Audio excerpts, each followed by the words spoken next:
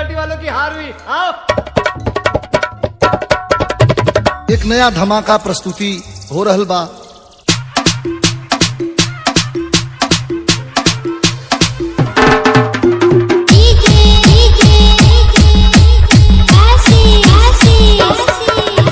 अरे कहना क्या चाहते हो?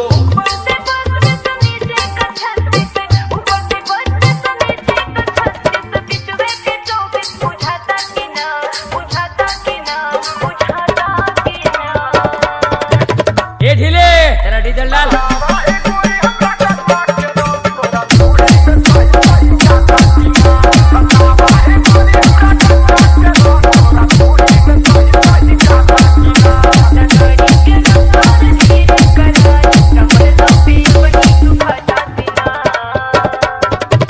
ओ भाई साहब 1 मिनट जरा। बराबर देख रहे हो क्या चाहिए? कुछ नहीं चाहिए, सुबह के 4 बजे। अब कब तक काम खत्म होगा? आप भी ठीक करके देता हूँ।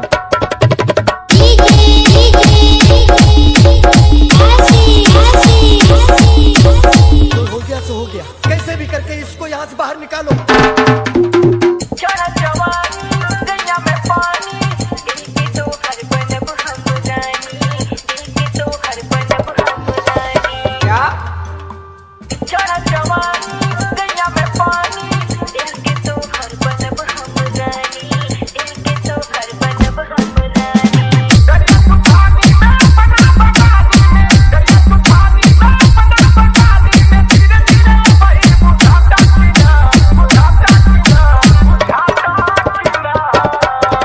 अरे जिया राजा जिया।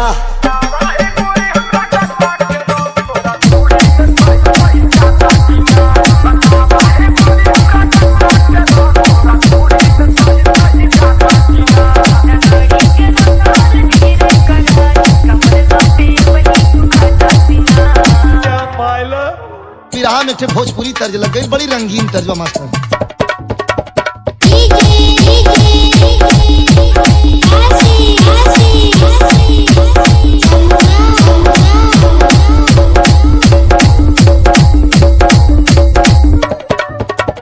मस्करी करते क्या? मैं फेंक रहा हूँ। अरे नहीं, मैं फेंक रहा हूँ। अरे बिल्कुल ऐसा